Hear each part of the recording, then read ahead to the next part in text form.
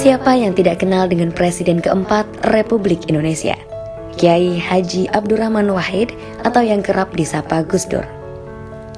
Pria kelahiran Jombang 7 September 1940 ini memang memiliki ciri khas yang berbeda dibandingkan presiden lainnya. Masih banyak yang tidak tahu jika Presiden Republik Indonesia ini memiliki keunikan tersendiri. Tidak punya dompet. Tidak banyak yang tahu jika Gus Dur sosok tokoh yang besar yang tak memiliki dompet. Hal itu diungkapkan mantan staf pribadi Ibu Negara keempat yang juga pendiri Barikade Kader Gus Dur, Priyo Sambada. Bukan hanya tidak memiliki dompet, Gus Dur juga kabarnya tidak memiliki ATM dan kartu kredit. Hal ini bukan tanpa alasan. Gus Dur tidak bisa memegang uang lantaran sering memberikan uang yang ada di kantongnya untuk beramal. Meledek Yahudi di depan Presiden Israel. Gus Dur terkenal sebagai sosok yang jenaka. Keahliannya dalam melucu membuat beliau seringkali membuat pemimpin negara serta para pejabat tertawa. Bahkan Presiden ke-9 Israel, Shimon Peres sekalipun. Gus Dur pernah menyarankan kepada Shimon agar Israel melakukan kebijakan impor kutang dari negara Perancis karena bisa menghasilkan keuntungan 2 kali lipat. Menganggap serius banyolan Gus Dur, Shimon bahkan bertanya caranya.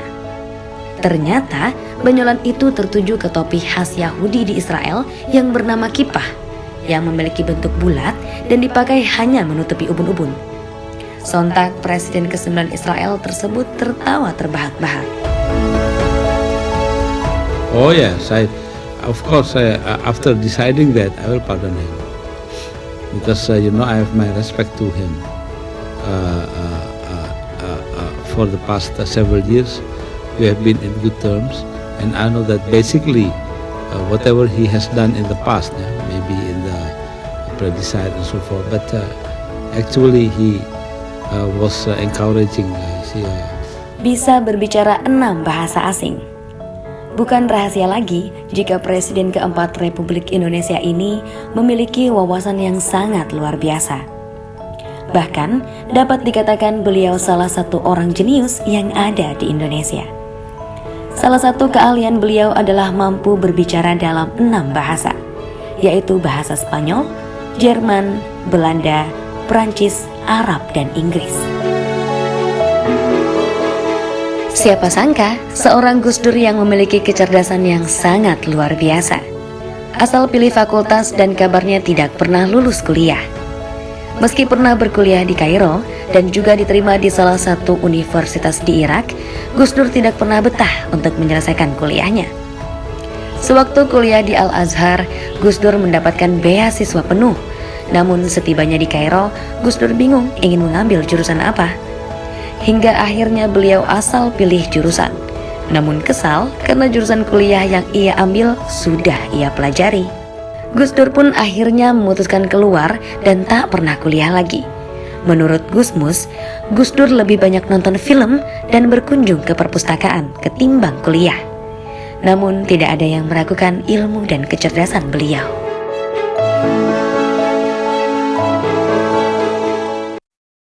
Kembali lagi di Cahayati Spesial mengenang Kiai Haji Abdurrahman Wahid. Barusan kita telah sama-sama menyaksikan tayangan yang begitu luar biasa, begitu menggugah dan begitu menakjubkan sehingga kita bangga dengan adanya Kiai Haji Abdurrahman Wahid.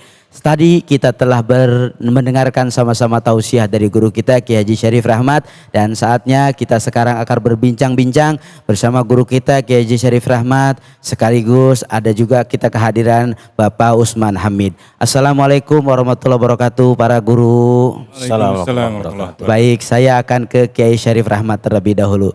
Kiai, mohon izin, bagaimana sosok Kiai Haji Abdurrahman Wahid di mata Pak Kiai? Kesimpulannya Gus Dur itu wali. Itu saja. Wali Pak Kiai. Semua perlengkapan untuk disebut wali sah ada pada Gus Dur. Kenapa saya mengatakan ini? Karena kita sering mendengar cerita orang bahwa si anu wali, si anu wali, si anu wali, tapi ketika dilihat persyaratannya nyaris tidak ada. Tidak punya legal formal dari Allah lah kira-kira. wali itu alim, wali itu arif.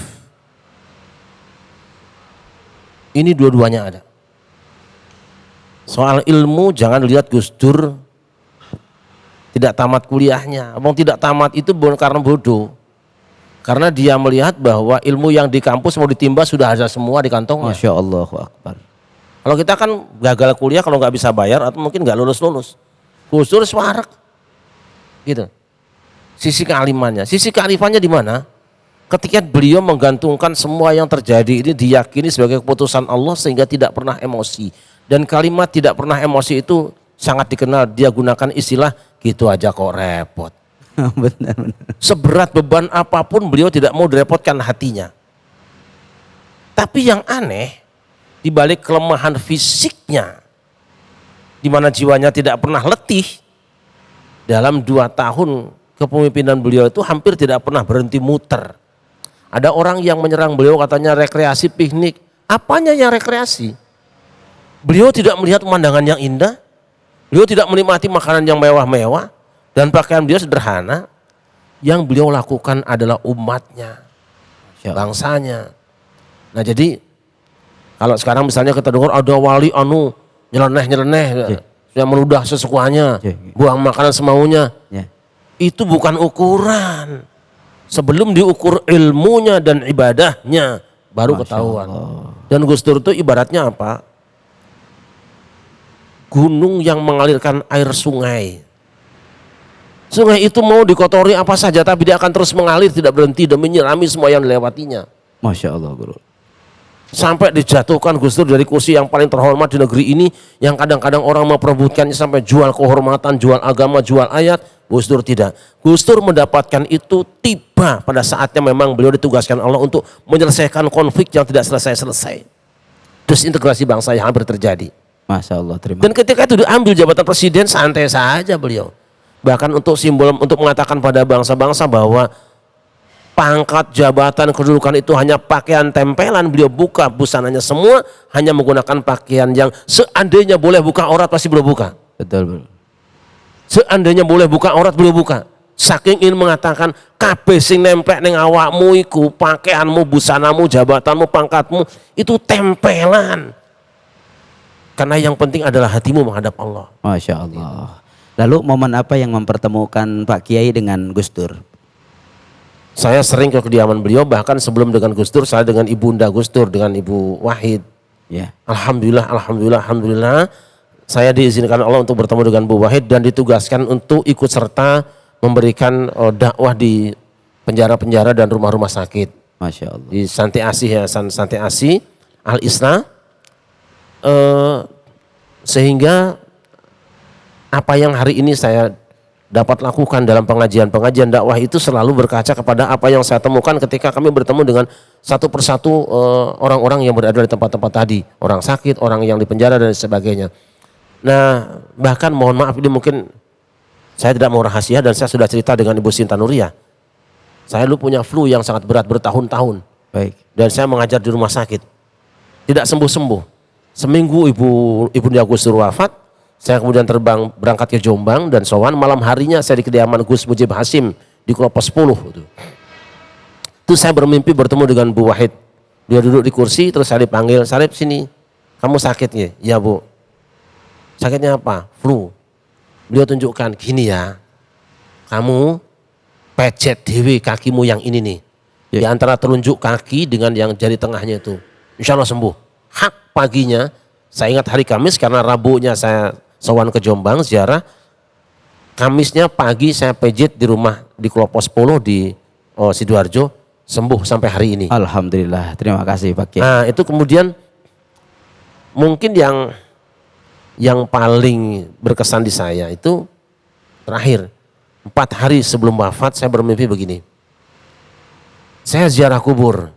Tahu-tahu Gus Dur datang dan yang dikubur itu wali keluar. Itu 4 hari sebelum wafat ya? Kemudian berangkat pindah ke kuburan wali yang lain. Saya duduk baca doa. Tenang aja, Gus Dur datang walinya keluar. Yang terakhir saya berjalan ke Keraton Jogja dalam mimpi itu.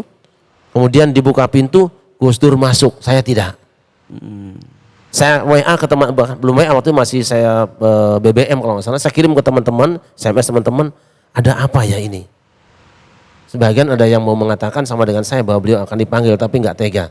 Masya Allah. 4 hari kemudian beliau berpulang dan itu masih bisa dibuka di handphone teman-teman saya, lihat tanggal dan tahunnya. Masya Allah. Terima kasih banyak guru, luar biasa, begitu sangat memberikan informasi buat kita semua. Kita ke Kiai Bapak Usman Hamid. Pak Usman, dengan terkait daripada pemikiran Bapak Kiai Haji Abdurrahman Wahid, apakah masih ada yang relevan di saat ini? Banyak banget.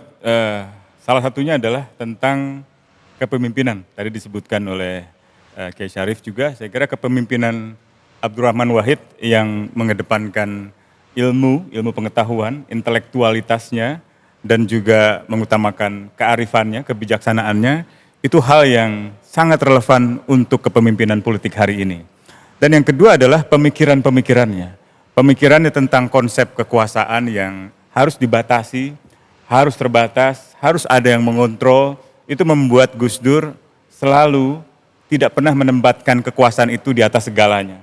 Tadi kayak sudah benar menempatkan momen terakhir ketika Gus Dur berpakaian seadanya, itu sebenarnya bukan Gus Dur tidak mau mengerti tentang tata krama di dalam keprotokoleran di dalam Istana Negara, tapi ia ingin menunjukkan kepada masyarakat bahwa jabatan kekuasaan itu sebenarnya hanya sementara.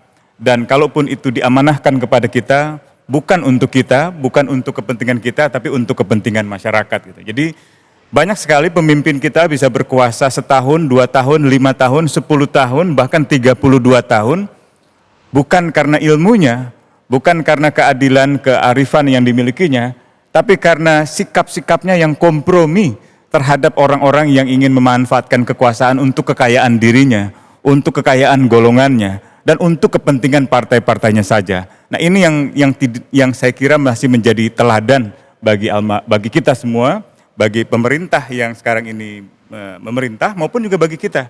Karena di dalam demokrasi yang dipikirkan oleh Gus Dur bukan hanya tentang kekuasaan yang harus dibatasi, tetapi juga tentang kultur, tentang kebudayaan warga.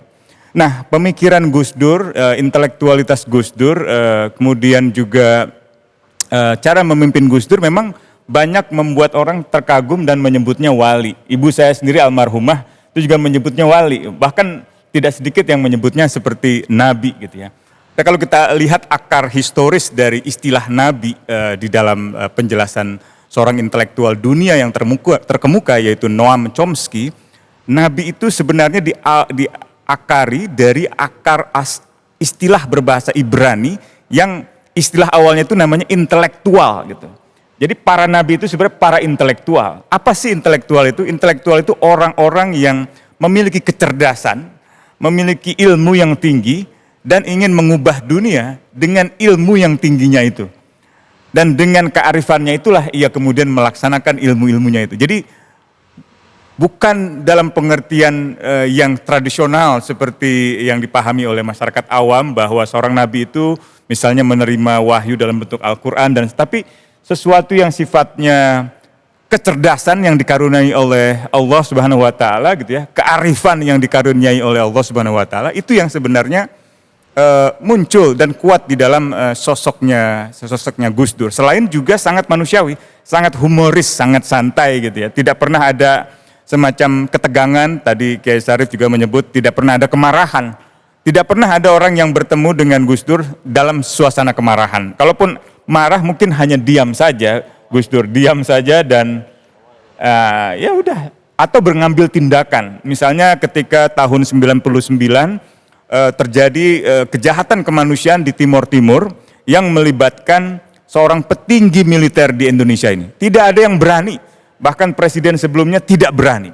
Tidak ada menteri yang berani, tidak ada partai politik yang berani.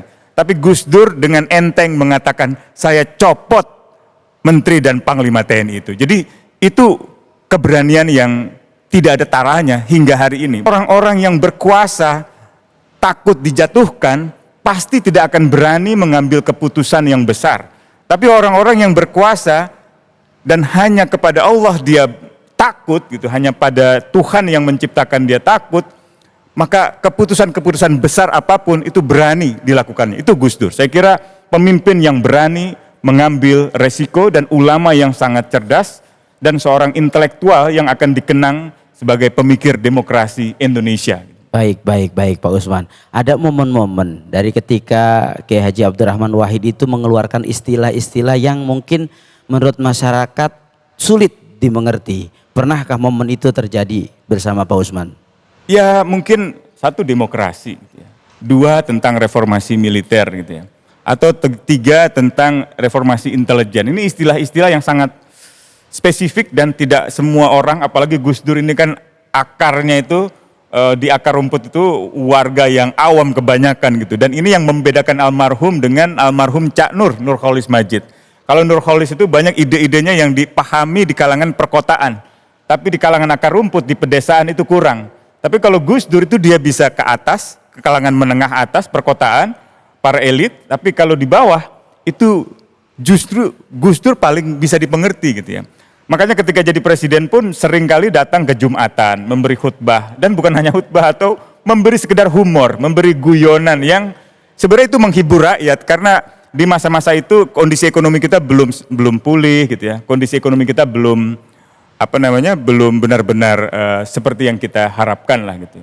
Ada banyak sekali ya. Pak Usman, kembali ke Pak Kiai Syarif. Pak Kiai, ada nggak pembicaraan secara pribadi terkait masalah Nahdlatul Ulama yang pernah disampaikan Gus Dur ke Pak Kiai Syarif Rahmat?